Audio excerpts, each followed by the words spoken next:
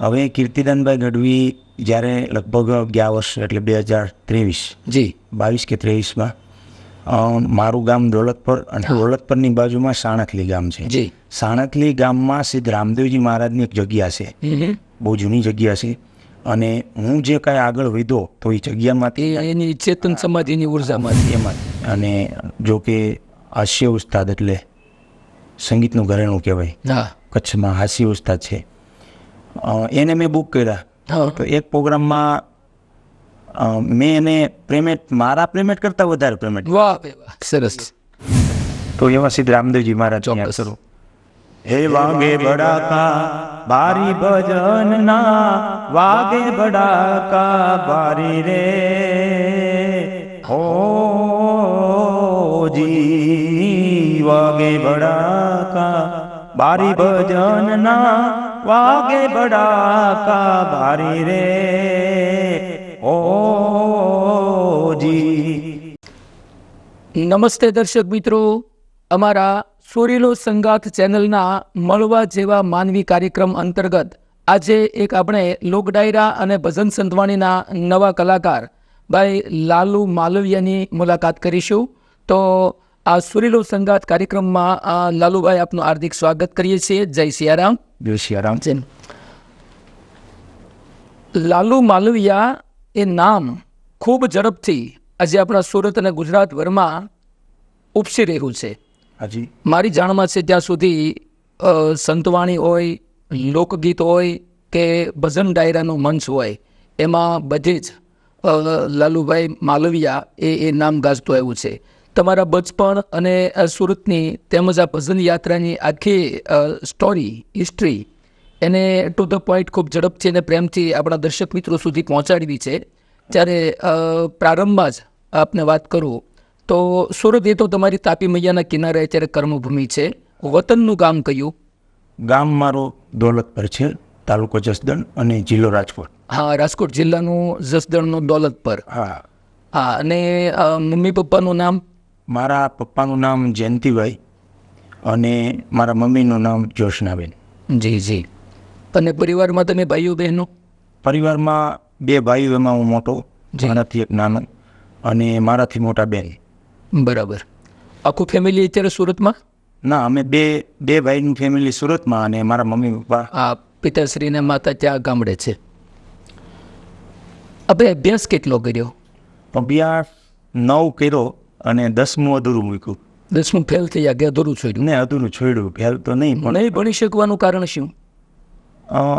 નહીં ભણી શકવા રસ નહોતો કે આર્થિક પરિસ્થિતિ પરિવારની નહોતી? રસ હતો, જી.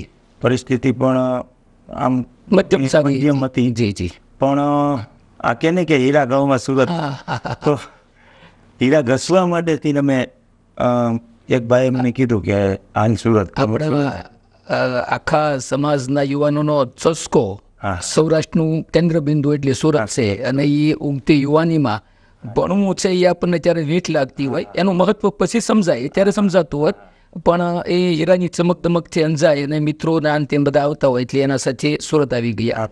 તો 9 ભણી 10મું અધૂરું છોડી એટલે લગભગ 15 વર્ષની ઉંમર હોય તમારી, અને ત્યાર પછી તુરંત એ ઉંમરથી સુરત આવી ગયા. જી. અને પછી અહીંયા આવીને હીરામાં સંકળાણા. હા, હીરા. જી. આપણે એક લોક ગાયક તરીકે તમે એક ફોક સિંગર અને ભજનીક પણ છો, એ ટ્રેક ઉપર જ વધારે દર્શક મિત્રો માટે પ્રકાશ પાડવો છે. હાજી. ત્યારે આ તો પ્રાથમિક પરિચય અને વતન એ બચપણ એ થયું. ગાવાનો શોખ તમને ક્યારથી? ગાવાનો શોખ ભણતા ત્યારથી? ભણતા ત્યારથી. ગામડે હતા ત્યારે ભણતા ત્યારે સ્કૂલમાંથી? ત્યારથી. લોકગીતો બાલ સભાઓ આથી થતું એમાં ગાતા? જ્યારે આપણે સુરેશ રાવળ જી જી. અને મંજુલાબેન ગોસ્વામી, Yes. સીતા મીર, હા હા બટુક મહારાજ, હા. આ બધા જ્યારે ખીમજીભાઈ ભડવા, યસ. એ બધા જ્યારે એનું ત્યારથી મને એમ શોખ ગાવાનું વધારે કે કંઈક આપણે લોકો સામે જવું છે ને લોકોને કંઈક આપવું છે. સુરત આવ્યા પછી ત્યાં ગાયકીની યાત્રા છે એને ચાલુ રાખેલી? હા, સુરત હું 2000 લગભગ 9માં 2009માં આવ્યા? હા. અને જ્યારે પાણી એવું 2006માં. યસ. ત્યારે પહેલા વર્ષે આવ્યો હતો, પણ પાણી આવ્યું ત્યારે આપણે કહે ને કે સુરતમાં સેટ થાય ન થાય, હા તો 4-5 વખત એક વર્ષની અંદર લગભગ 4-5 વખત દેહમાંથી અહીંયાથી દેહ હા. સુરતથી. પછી મેં એવું નક્કી કર્યું ભાઈ આપણે ગામડે જ રહેવું છે. પાછા જતું રહેવું. પછી એક ટ્રાય કરી કે ભાઈ હવે જાઓ એક વખત. પછી આવ્યો અને પછી અહીંયા સ્થાનિક થઈ ગયો હીરામાં. મેરેજ અહીં સુરત આવ્યા પછી થયા ને? આ મેરેજ આવ્યા પછી થયા, પણ મેરેજ થયા ગામડે. જી. હાજી. વચ્ચે એક રમૂજમાં વાત લઈ લઈએ લાલુભાઈ. તો મેરેજ થયા પછી મારા બેન એટલે કે તમારા ધર્મપત્ની ગાયકીના ક્ષેત્રમાં તમને સપોર્ટેડ છે કે અવરોધક છે?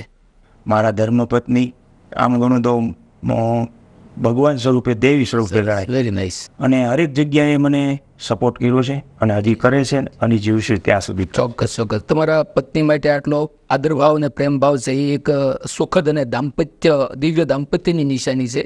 એક સફળ પુરુષની કોઈ પણ યાત્રા હોય, કોઈ પણ ક્ષેત્રની યાત્રા હોય, એમાં પાયાનો પથ્થર બનીને એક સ્ત્રી શક્તિ છે એ બીજનું કામ કરતી હોય છે. ચાહે એ બહેનના પાત્રમાં હોય, માના રૂપમાં હોય, બહેનના રૂપમાં હોય, દીકરીના રૂપમાં હોય કે જીવનસંગીની પત્નીના રૂપમાં હોય.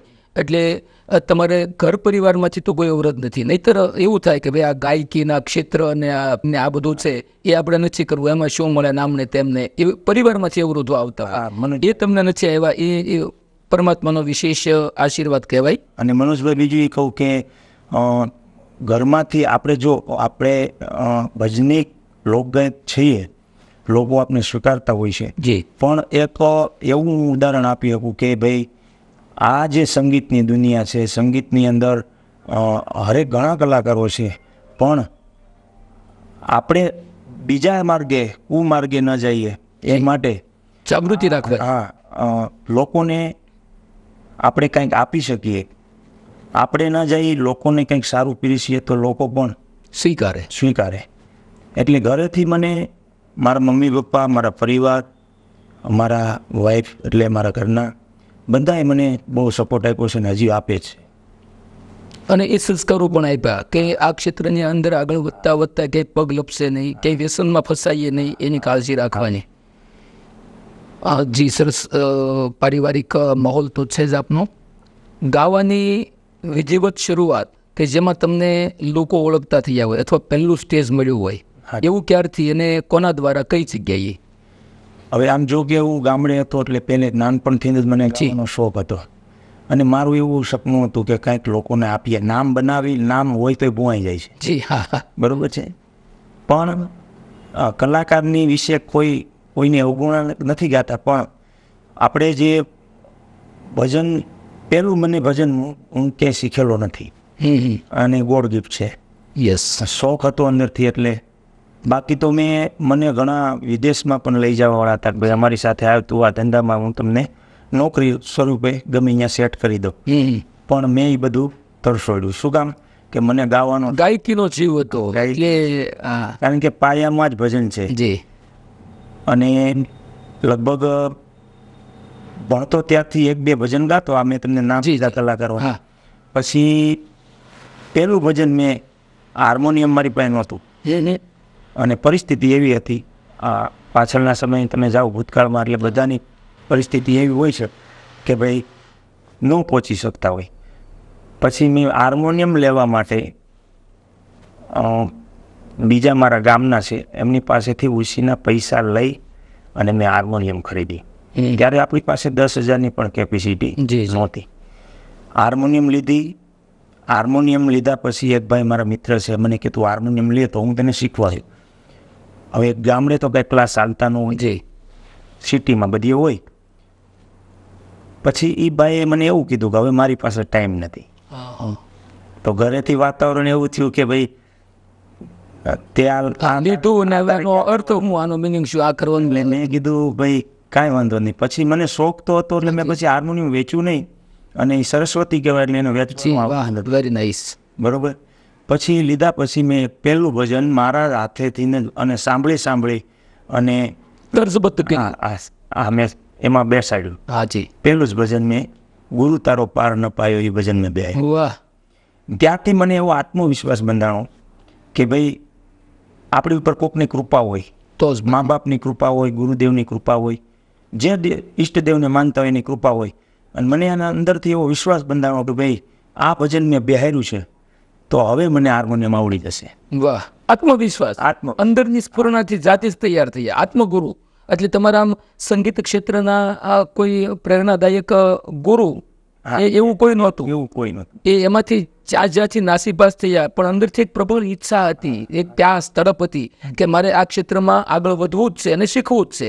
એટલે જાતે હાર્મોનિયમ શીખ્યા અને એક ભજન ગુરુ મહિમાનું અને તમે જાતે તર્જબદ્ધ કર્યું, સુધાર્યું, વધાર્યું, મઠાર્યું અને એમાંથી પ્રેરણા અને પ્રોત્સાહન મળ્યું. પછી આત્મવિશ્વાસ બંધાણો તો મારે આમાં આગળ વધવું છે. તો ગુરુદેવને જ યાદ કર્યા છે. આમ તો સંગીતના ગુરુ તમારા કહેવા હોય તો અત્યારે કોને કહી શકાય? સંગીતના કે એવું કોઈ આવ્યું જ નથી? એવું કોઈ આવ્યું નથી, પણ આપણે હું કહું ને કે ભાઈ કોઈ પણ કલાકારને આપણે ચાહતા હોય એ આપણો ગુરુ હોય. આઇકોન ચહેરો, આઇકોન ફેસ, રોલ મોડેલ તો એમાં એવો ચહેરો કોણ? ગાયકીના ક્ષેત્રમાં તો જો કે ગોડ ગિફ્ટ મળી છે એટલે, પણ અત્યારના સમયમાં કહું ને તો અત્યારે કીર્તિદાનભાઈ ગઢવી, જેને હું સાંભળીને એના પ્રત્યે લગાવને પ્રેમ.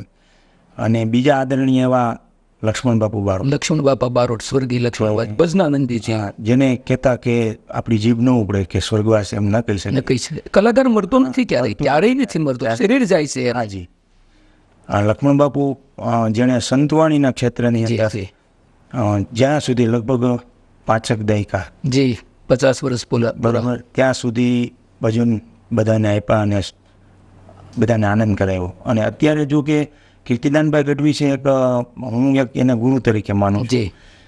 તમારા માનસ ગુરુ છે. હા, કારણ કે લોકો મળે ન મળે એ નથી જોવાનું મારે, પણ એ મારા ગુરુ તરીકે હું એને સાંભળું છું. એટલે કીર્તિદાનભાઈ થકી લગભગ ઘણા કલાકારો એવા છે કે ગુજરાતમાં, દેશ વિદેશમાં, કે કીર્તિદાનનું નામ પડે એટલે એક આમ બધાને આમ રોમાંચ થાય, આમ અંદરથી જ ઉર્જા આવે. એવા એને સાંભળી અને હું એટલે પહોંચ્યો છું. એમની સાથે તમારી પહેલી મુલાકાત થઈ ત્યારે કેવી ફિલિંગ્સ થઈ હતી? ફેસ ટુ ફેસ તમે તો એને ઓળખતા હતા, પણ એ જ્યારથી તમને ઓળખવા લાગ્યા, તમને હેન્ડશેક કર્યું હશે, અગમાં લીધા હશે અને તમારી કંઠની કદરદાની કરી છે. હવે કીર્તિદાનભાઈ ગઢવી જ્યારે લગભગ ગયા વર્ષ એટલે 2023 22 કે 23માં મારું ગામ દોલતપર, અને દોલતપરની બાજુમાં સાણકલી ગામ છે. સાણકલી ગામમાં સિદ્ધ રામદેવજી મહારાજની એક જગ્યા છે, બહુ જૂની જગ્યા છે. અને હું જે કાંઈ આગળ વધ્યો તો એ જગ્યામાંથી, એની ચેતન સમાધિની ઉર્જામાંથી, એમાંથી સિદ્ધ રામદેવજી મહારાજના જે રામાપીરનું મંદિર છે ત્યાંથી જગ્યામાંથી ગૌશાળા છે, એમાં ખૂબ મેં સેવા કરી છે અને નિસ્વાર્થ ભાવે. અને ગામજનોએ, મારા ગામે તો મને પ્રેમ આપ્યો છે, સગાવાલા સંબંધી બધાએ, પણ સાણકલી ગામ છે અત્યારે હું એમ કહી શકું કે મારું ગામ છે એવું. એટલે સાણકલીના જે ગૌશાળાના મેમ્બરો છે, રામા મંડળના જે સભ્યો છે, અને ગામ સાણકલી અને મારું ગામ, એનો હું ખૂબ આભારી છું.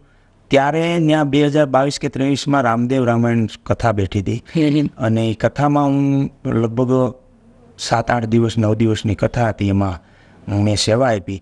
અને પહેલો ફોન મને આવ્યો કેડી પરવાડીયા હોસ્પિટલ રાજકોટ, ભરતભાઈ બોગરા, અને આપણા યશસ્વી વડાપ્રધાન નરેન્દ્રભાઈ મોદી આવવાના હતા, અને ત્યાં એ નિમિત્તે એક પ્રોગ્રામ હતો, એમાં કીર્તિદાનભાઈ ગઢવી, ધીરુભાઈ સરવૈયા અને મારું નામ સિલેક્ટ થયું.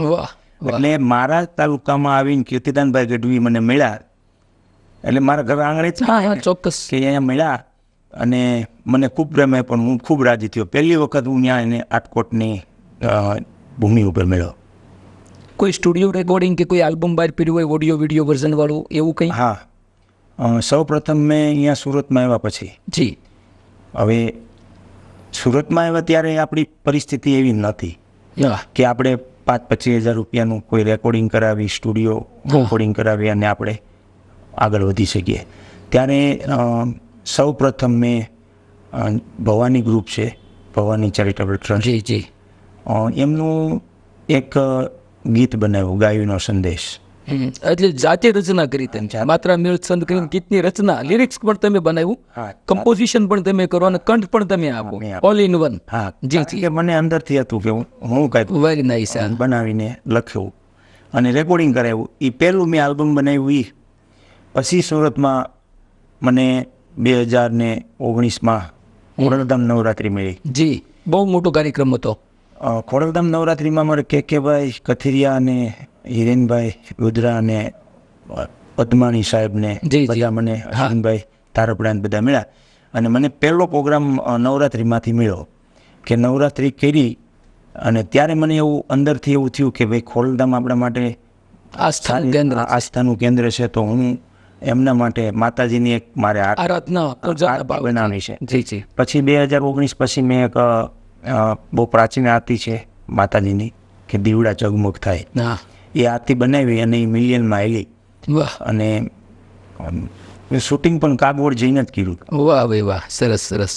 વચ્ચે આગળના 2-3 પ્રશ્નો લઈએ માનવીયાજી. એ પહેલાં તમે ગરબા કરો છો, લોકગાયક તરીકે આપણા પ્રાચીન જૂના અને પરંપરાગત ગુજરાતી ગીતો એને પણ પ્રસ્તુત કરો છો, અને ખાસ કરી અને આત્માનો તાર ઝંકૃત કરે એવા આપણા સંતોની સંતવાણીના ભજનો છે એ પણ લોક સમુદાયને પીરસો છો. ત્યારે 1-2 પંક્તિઓની ઝલક અમારા દર્શક મિત્રોને માણવી છે. પ્રથમ વિનંતી કરીશ કે આપને પસંદ હોય એવું કોઈ પણ એક ગીત, લોકગીત આપના કંઠેથી એકાદું મુખડું, એકાદું અંતરો પ્રસ્તુત કરશો. હાજી. તો ભજનની દુનિયામાં પહેલું ભજન મેં ગુરુ તારો પાર ન પાયો દર્શક મિત્રોને સંભળાવું. જી. એ જી ગુરુ તારો પાર ન પાયો, એ ગુરુ તારો પાર ન પાયો, હે ન પાયો, હે ન પાયો, પૃથ્વીના માલિક એ જી તમે રે, તારો તો એ અમે તરીએ, હે પરબના ધણી એ વાલા તમે રે, તારો તો એ અમે તરીએ રે. ગુરુ શરણાગતિનો ભાવ આ ભજનમાં પ્રગટે છે. ગુરુના શરણમાં એક પ્રખર શિષ્યત્વ પ્રગટાવેલો શિષ્ય શરણાગત થઈ અને સમર્પિત ભાવથી માથું મૂકી દે, પછી એમ કે ગુરુ મારે તોય તું અને તારે તોય તું.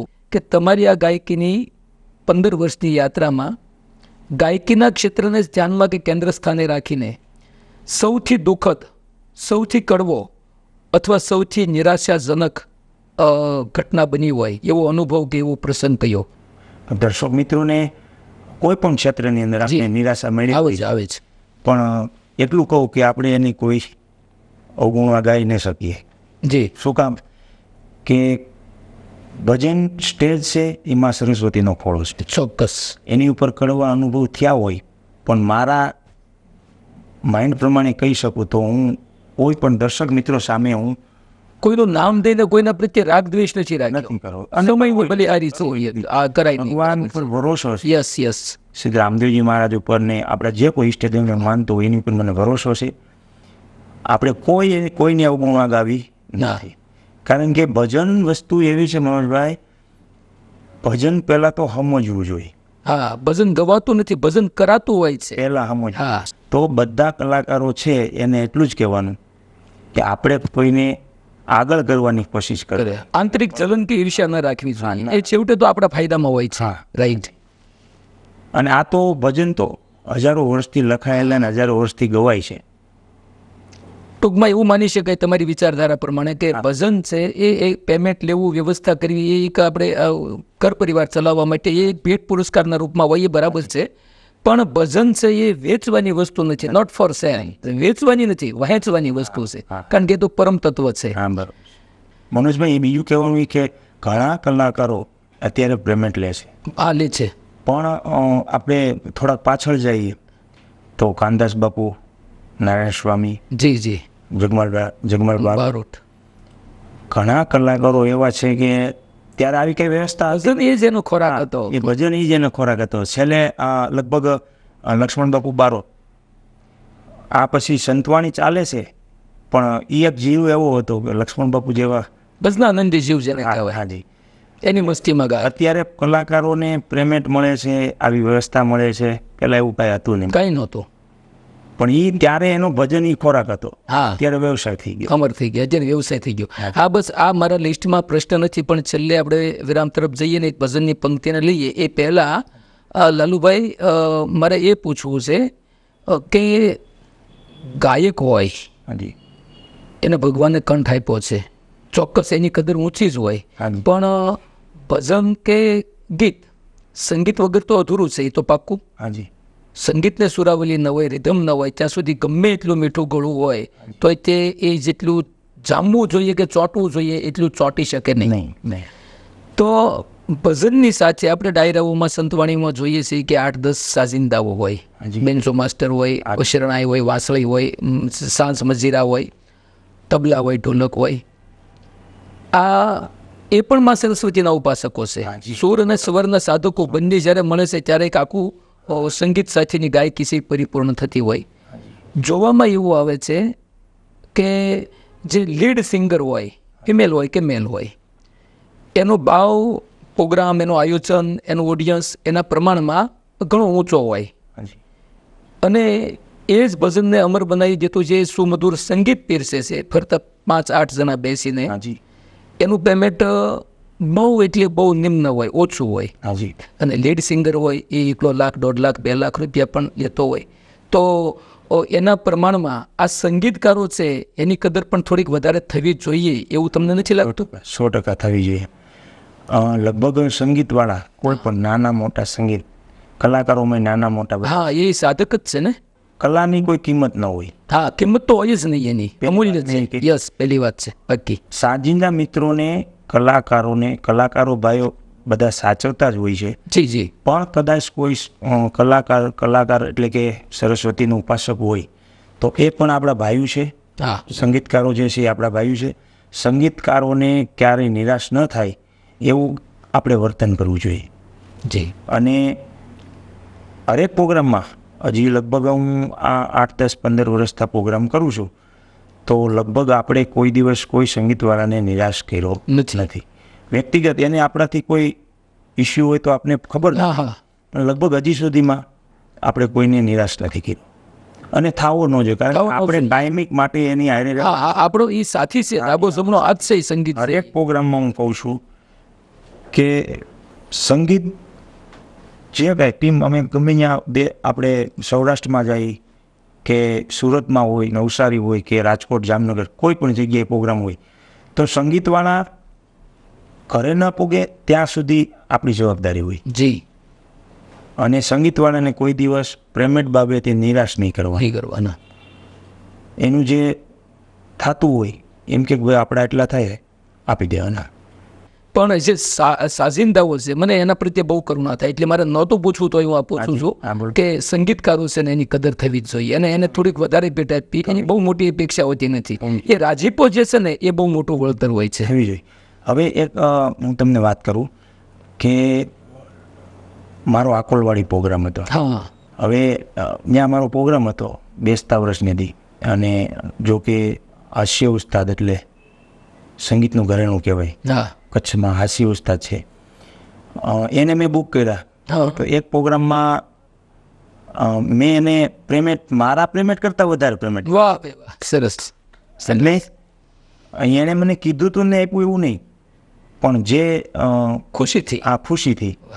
હવે એ હાસ્ય ઉસ્તાદ તો છે નહીં દુનિયામાં, દુનિયા છોડીને ગયા છે, પણ સંગીતની કદર કરવી જોઈએ. કલાકારોનો પહેલો અધિકાર છે. બસ. સંગીત કોઈ પણ હોય, કોઈ પણ સાજિંદા હોય, અને હરેક જગ્યાએ હું કહું છું, હરેક પ્રોગ્રામમાં કહું છું કે અમે કલાકારો ઉજળા હોય તો સાઉન્ડવાળા અને સંગીત, સાઉન્ડવાળા, કેમેરાવાળા અને સંગીતવાળા. જી જી, ચોક્કસ. એના થકી અમે મોરના પીછા ન હોય તો એની શોભા નહીં, રળિયામણો ન લાગે. તો શણગાર. હા, એ અમારો શણગાર. અને મારી એક વિચારધારા એવી છે કે આપણે લોંગ ટાઈમ ચાલવાનું છે. હા, ભલે નામ થાય, ભગવાનની કૃપા હશે તો નામ થાય, પૈસાવાળા થશું, બાકી લોંગ ટાઈમ ચાલવા માટેથી ભજન, આપણા જૂના ગુજરાતી ગીતો છે, લોકગીતો છે, એને આપણે વાગોળ. એ આખું સાંસ્કૃતિક વારસો છે, એને જાળવવાનું, જતન કરવાનું છે. એટલે ભજન, ગઝલ, લોકગીતો, ગુજરાતી ગીતો, પણ આપણે હિન્દી ગીત તો ગાય છે, જૂના છે, બધા સારા કંઈક મળી જાય તો આપણે ચોક્કસ જીવન આપણું સુધરી જતું હોય છે. તો મારું પ્રિય ધામ છે જુનાગઢ. વાહ. ગુજરાતમાં જુનાગઢ, અને હું અહીંથી સોરઠ અને ગરવો ગઢ ગિરનાર, એટલે એમાં બધું જ આવી ગયું. હું અહીંયાથી સૌરાષ્ટ્રમાં પ્રોગ્રામ કરવા જાઉં, કદાચ એટલામાં 40-50 કિલોમીટરમાં નીકળો હોય એટલે મારે જુનાગઢ જવાનું. ભલે હું ભવનાથ દાદાના દર્શન કરીને લઈ આવું, નવનાથ ને 84 સિદ્ધના એના દર્શન થઈ જાય તો બહુ થઈ ગયું.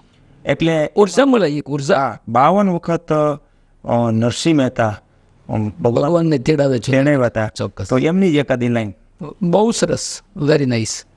હે મારી ઊંડી શિકારો મહારાજ રે શામળા ગિરધારી, હે મારી ઊંડી શિકારો મહારાજ રે શામળા ગિરધારી, હે મારી ઊંડી શામળિયાને હાથ રે શામળા ગિરધારી, મારી ઊંડી શામળિયાને હાથ રે શામળા ગિરધારી. વાહ. આદિકવિ નરસિંહ મહેતા વિરચિત હાજી જુનાગઢથી 700 રૂપિયાની ઊંડી લખી દીધી, દ્વારકાધીશ જ્ઞાન શામળિયો એનું વાણોતર બનીને દ્વારકાની બજારમાં સ્વીકારી લીધી. આ ભરોસાનું સાધન છે. એ કહી દઉં કે કોઈ પણ નિસ્વાર્થ ભાવે આપણે કામ કરીએ, હા, એટલે પાર પડી જાય, એટલે પાર પડી જાય. આ મારો એક ધ્યેય છે, અને હરેક જીવને કહું છું કે તમારો કોઈ પણ જગ્યાએ મિત્ર હોય, સગા સંબંધી હોય, ગામના હોય, પરિવાર હોય કે દુનિયામાં કોઈ પણ હોય, તમે જ્યાં એક શ્રદ્ધા હોય તમારી, નિસ્વાર્થ ભાવે કામ કરશો એટલે ભગવાનને સાંભળવું પડશે. ચોક્કસ. થાય તો મદદરૂપ થાવ, નહીતર નડતરરૂપ તો ન થાવ. બરાબર છે. અને અંતમાં હજી કોઈ પણ એકાદ ભજનની કે ગઝલની પંક્તિ લઈએ, પછી છૂટા પડીશું.